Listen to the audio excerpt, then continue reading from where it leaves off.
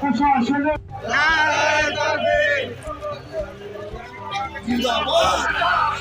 অবিলম্বে জুলাই সনদ বাস্তবায়ন করতে হবে। তিস্তা মহাপরিকল্পনা আল্লাহু আকবার।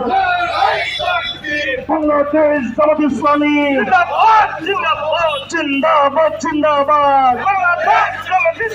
অবিলম্বে জুলাই সনদ তাহলে সরকারও টিকবে না এবং তাদের ব্যাপারে জুলাই গণঅভ্যুত্থানের 2 বছর হলো যে বৈষম্যের বিরুদ্ধে আমরা আন্দোলন করেছিলাম সেই বৈষম্য এখনো পুরোপুরি দূর হয়নি।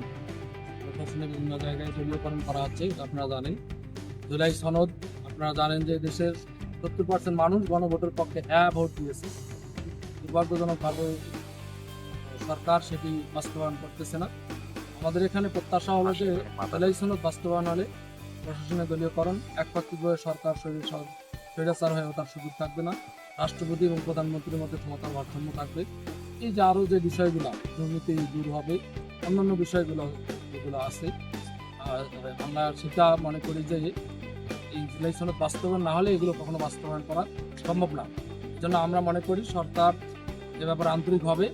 যদি না হয় সারা দেশে আপনারা জানেন যে বিভাগীয় সমাবেশ হচ্ছে, সমাবেশ শেষে হয়তো বা আমাদের দলগতভাবে জাতীয় পর্যায় থেকে কর্মসূচি আসবে। তাহলে এই সরকার আমরা মনে করি তারা যদি জুলাই সনদের ব্যাপারে বৈষম্য দূরীকরণের ব্যাপারে আন্তরিক না হয় তাহলে এই সরকারও টিকবে না এবং তাদের ব্যাপারে দেশের জনগণ প্রতিরোধ গড়ে তুলবে। আর আমাদের তিস্তা মহাপরিকল্পনা আপনারা জানেন, এই তিস্তা মহাপরিকল্পনার যে প্রশ্নটি করেছেন এটি তো আমাদের প্রাণের দাবি। রংপুর এদেশ থেকে কোনো বিচ্ছিন্ন জনপদ না, অতএব এই দেশে এই রংপুরের মানুষও সরকারকে ভ্যাট ট্যাক্স দিয়ে থাকে।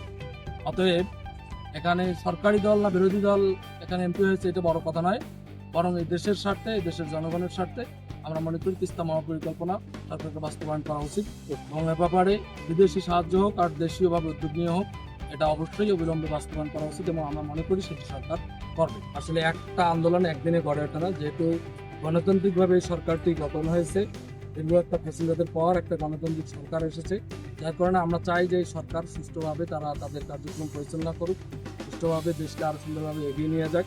কিন্তু তাতে যদি সরকার ব্যর্থ হয় এবং জুলাই সনদ তারা আমরা মনে করি যে তারা আন্তরিকভাবে এবং জুলাই সনদ বাস্তবায়ন করবে, কিন্তু সেক্ষেত্রে যদি সরকার আন্তরিক না হয় তাহলে আমি মনে করি যে পর্যায়ক্রমে শুধু একাউন্টে সীমাবদ্ধ থাকবে না, রাজপথের আন্দোলন এবং পর্যায়ক্রমে একটা বড় পরিসরের আন্দোলনের দিকে